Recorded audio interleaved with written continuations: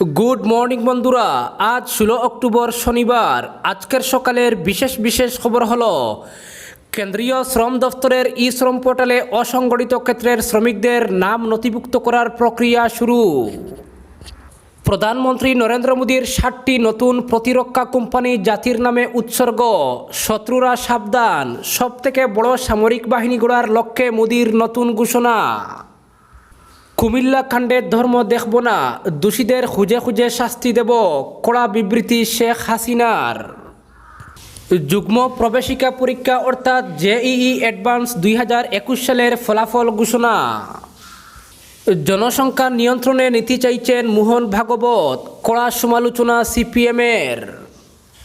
রাষ্ট্রপুঞ্জের মানবাধিকার পরিষদে পুনরায় নির্বাচিত ভারত। দশমীতে বিসর্জন কেকেআরের, মরু শহরে আইপিএল চ্যাম্পিয়ন চেন্নাই। ছত্তিশগড়ে দশেরার শোভাযাত্রায় অন্তত 20 জনকে পিষল বেপরোয়া গাড়ি। পুজো মিটতেই 4 কেন্দ্রে উপনির্বাচন, শান্তিপুর দিনহাটায় জয় নিয়ে সংশয়ে বিজেপি। এবং সর্বশেষ খবরটি হলো কমছে ভারতে করোনা সংক্রমণ। গত 24 ঘন্টায় ভারতে নতুন করে আক্রান্ত হয়েছেন 16,003 জন, সুস্থ হয়েছেন 17,868 জন। গত 24 ঘন্টায় ভারতে নতুন করে মৃত্যু হলো 163 জনের। তাহলে বিস্তারিত খবরে যাওয়ার আগে ভিডিওটিতে একটি লাইক দিয়ে চ্যানেলটি সাবস্ক্রাইব করুন। আর ফেসবুক পেজে দেখে থাকলে অবশ্যই পেজটি ফলো করে ভিডিওটি শেয়ার করে দিন, যাহাতে সঠিক তথ্য সবার কাছে পৌঁছে যায়। এবারে শুনুন বিস্তারিত খবর। কেন্দ্রীয় শ্রম দপ্তরের ই শ্রম পোর্টালে অসংগঠিত ক্ষেত্রের শ্রমিকদের নাম নথিভুক্ত করার প্রক্রিয়া শুরু হয়েছে। দপ্তরের এক আধিকারিক জানিয়েছেন যে ই শ্রম পোর্টালে নির্মাণ শ্রমিক, ভেন্ডার, যানবাহন চালক, কৃষি শ্রমিক, স্বনির্ভর গোষ্ঠীর সদস্য, পরিচারিক, আশাকর্মী, অঙ্গনওয়াড়ি কর্মী, ফুটপাতের দোকানি, রিক্সা চালক, ইটভাটার শ্রমিক, ক্ষেত মজুর, এমজিএনরেগার শ্রমিক, মৎস্যজীবী ছাড়াও ছোটো ছোটো দোকানের মালিকদের নাম অন্তর্ভুক্ত করা যাবে। এই প্রকল্পে অসংগঠিত ক্ষেত্রে শ্রমিকদের প্রধানমন্ত্রী নিরাপত্তা বীমা যোজনার অধীনে দুর্ঘটনা বীমার আওতায় আনা হবে। এর ফলে অসংগঠিত ক্ষেত্রের শ্রমিকদের মৃত্যু হলে তার পরিবার বীমার সহায়তা পাবেন।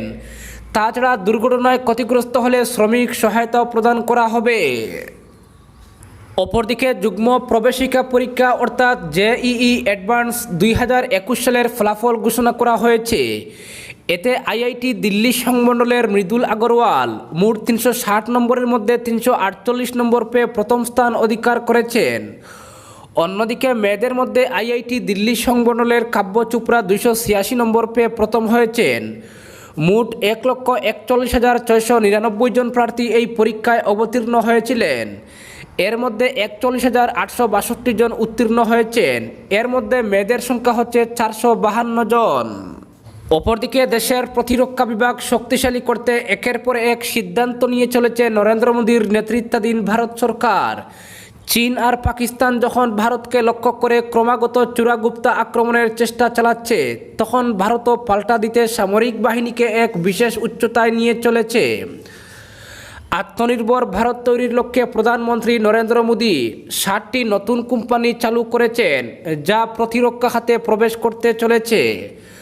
প্রধানমন্ত্রী মোদী বলেছেন, তিনি আশা করেন যে এই সমস্ত কোম্পানি দেশের শক্তির ভিত্তি হয়ে উঠবে বিশ্বের সবচেয়ে বড় সামরিক শক্তি। এবার ভারত সরকার আরও আত্মনির্ভরশীলতার জন্য 60টি নতুন প্রতিরক্ষা সংস্থা তৈরি করে দীর্ঘ প্রতীক্ষিত সংস্কার এনেছে। দশেরা উপলক্ষে 60টি কোম্পানি চালু করা হচ্ছে ডিআরডিও ক্যাম্পাস দিল্লিতে। অর্ডিন্যান্স সেক্টরি বোর্ডের পরিবর্তে 60টি নতুন রাষ্ট্রীয় প্রতিরক্ষা সংস্থার ঘোষণা করার পর প্রধানমন্ত্রী মোদী বলেছেন, স্বাধীনতার পর প্রথমবারের মতো ভারতের প্রতিরক্ষা খাতে অনেক বড় ধরনের সংস্কার করা হয়েছে। সেই সঙ্গে তিনি বলেন, এতে আগের চেয়ে অনেক বেশি স্বচ্ছতা ও বিশ্বাস রয়েছে। প্রধানমন্ত্রী বলেন, যে 60টি নতুন কোম্পানি আজ প্রতিরক্ষা খাতে প্রবেশ করতে চলেছে, তারা একটি সক্ষম জাতির সংকল্প পূরণ করবে। আমি আশা করি এইসব কোম্পানি দেশের শক্তির ভিত্তি হয়ে উঠবে। মোদী বলেন, আমি এই 60টি সংস্থাকে তাদের কাজের সংস্কৃতিতে গবেষণা ও উদ্ভাবনকে অগ্রাধিকার দেওয়ার জন্য আহ্বান জানাচ্ছি। ও ভবিষ্যতের প্রযুক্তিতে আপনাদের নেতৃত্ব দিতে হবে, গবেষকদের সুযোগ দিতে হবে।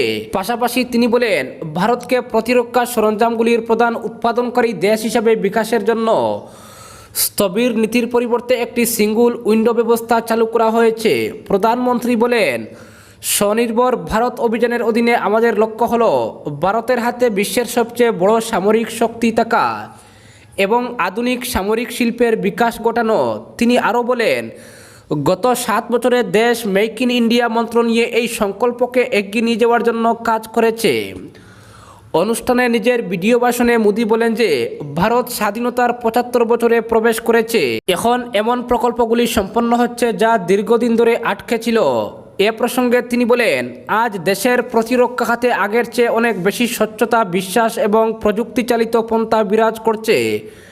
স্বাধীনতার পর প্রথমবারের মতো আমাদের প্রতিরক্ষা খাতে এত বড় সংস্কার হচ্ছে। স্থবির নীতির পরিবর্তে এখন সিঙ্গল উইন্ডো সিস্টেম চালু করা হয়েছে। মোদী সরকারের আমলে সামরিক শক্তি বৃদ্ধি পেয়েছে অনেকটাই। প্রতিবেশী দেশগুলি বিশেষত চীন ও পাকিস্তানকে নিয়ে সেভাবে কড়া মনোভাব প্রকাশ করতে দেখা যায়নি আগের কোনো সরকারকে। এ প্রসঙ্গে তিনি বলেন, স্বাধীনতার পর অর্ডিন্যান্স কারখানাগুলোকে আপগ্রেড করার, নতুন যুগের প্রযুক্তি গ্রহণ করার প্রয়োজন ছিল, কিন্তু এটি তেমন মনোযোগ পায়নি। আমাদের আত্মনির্ভরশীলতা এবং প্রতিরক্ষা প্রস্তুতির উন্নতির জন্য 41টি অর্ডিন্যান্স কারখানা এবং 60টি কর্পোরেট সংস্থায় রূপান্তরিত হচ্ছে। নতুন ভবিষ্যৎ গড়তে ভারত এবার নতুন সিদ্ধান্ত গ্রহণ করেছে। অনুষ্ঠানে উপস্থিত ছিলেন প্রতিরক্ষা মন্ত্রী রাজনাথ সিং এবং প্রতিরক্ষা শিল্প সমিতির প্রতিনিধিরা। দেশের প্রতিরক্ষা প্রস্তুতির ক্ষেত্রে আত্মনির্ভরশীলতা বৃদ্ধির জন্য কেন্দ্র সরকার 200 বছরেরও বেশি পুরনো অর্ডিন্যান্স সেক্টরি বোর্ডকে 60টি সম্পূর্ণ সংস্থায় প্রতিস্থাপন করার সিদ্ধান্ত নিয়েছে। যে 60টি নতুন প্রতিরক্ষা কোম্পানি সংযোজিত হয়েছে সেগুলো হলো মিউনিশন ইন্ডিয়া লিমিটেড অর্থাৎ MIL, armoured vehicles Nigam limited অর্থাৎ এবানি, advanced weapons and equipment India limited, troop comforts limited, Yantra India limited, India optel limited এবং গ্লাইডার্স ইন্ডিয়া লিমিটেড। অপরদিকে কুমিল্লা কাণ্ডে ধর্ম দেখব না, দোষীদের খুঁজে খুঁজে শাস্তি দেব, কড়া বিবৃতি শেখ হাসিনার।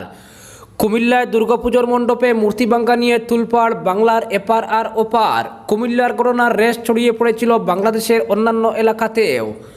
কড়া অবস্থান নেওয়ার কথা ঘোষণা করলেন সে দেশের প্রধানমন্ত্রী শেখ হাসিনা। 22টি জেলায় আধা সামরিক বাহিনী মোতায়েন করেছেন তিনি। সঙ্গে বিবৃতি দিলেন, কুমিল্লার ঘটনা পুঙ্খানুপুঙ্খ তদন্ত করা হচ্ছে, কাউকে ছাড়া হবে না, কোন ধর্মের তা দেখা হবে না, তাদের খুঁজে বের করে শাস্তি দেওয়া হবে। অপরদিকে ছত্তিশগড়ে দশেরার শোভাযাত্রায় অন্তত 20 জনকে পিষল বেপরোয়া গাড়ি। উত্তরপ্রদেশের লখিমপুরের পর ছত্তিশগড়ের যশপুরে ভয়াবহ ঘটনা। দশেরার শোভাযাত্রার মধ্যে ঢুকে পড়ে 20 জনকে পিষে দিল একটি গাড়ি। ঘটনায় এখনো পর্যন্ত মৃত্যু হয়েছে 4 জনের, আহত আরও অনেকে। তবে মৃতের সংখ্যা আরও বাড়তে পারে বলেই মনে করা হচ্ছে। ইতিমধ্যে অভিযুক্তকে গ্রেপ্তারও করেছে পুলিশ। একটি সর্বভারতীয় সংবাদ মাধ্যমে প্রকাশিত খবর অনুযায়ী শুক্রবার যশপুরে স্থানীয়রা দশেরার শোভাযাত্রার আয়োজন করেছিলেন। শোভাযাত্রাটি রাস্তা দিয়ে যাওয়ার সময় মর্মান্তিক ঘটনাটি ঘটে।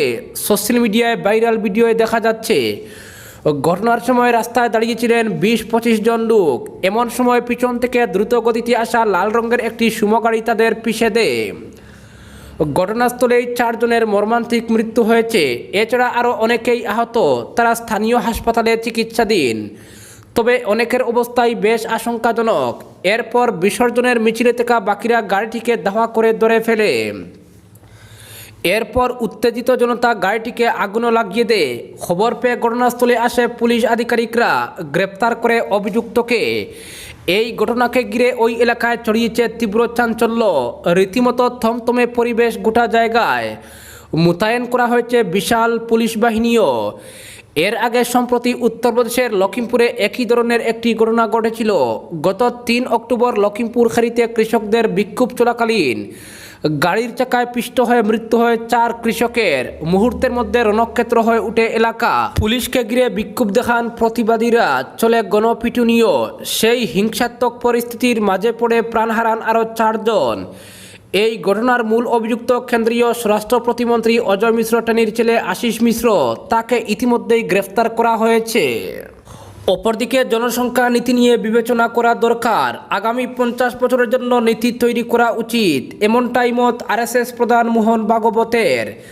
তিনি আরও একবার জনসংখ্যা নিয়ন্ত্রণের কথা তুললেন, যদিও এই দাবি ঘুর বিরোধিতা করে সমালোচনা করেছে সিপিএম নেতৃত্বতা পলিট ব্যুরোর সদস্য বৃন্দা কারাত। মোহন ভাগবতের দাবি মানতে নারাজ। সংঘ প্রধানের কথায় একটি পরিবারের 2 সন্তান থাকা উচিত। দেশে যুবক 56 থেকে 57% মানুষ। 30 বছর পর তারা বৃদ্ধ হয়ে যাবে, তখন কত মানুষকে খাওয়ানো যাবে? এই বিষয়ে ভাবনা চিন্তার প্রয়োজন রয়েছে বলেই তিনি মনে করেন। তার আরও বক্তব্য, কত মানুষকে কাজ দেওয়া যাবে সেটাও একটা বড় চিন্তার ব্যাপার। তাই অবশ্যই জনসংখ্যা নিয়ন্ত্রণের বিষয়ে নজর দেওয়ার দরকার আছে।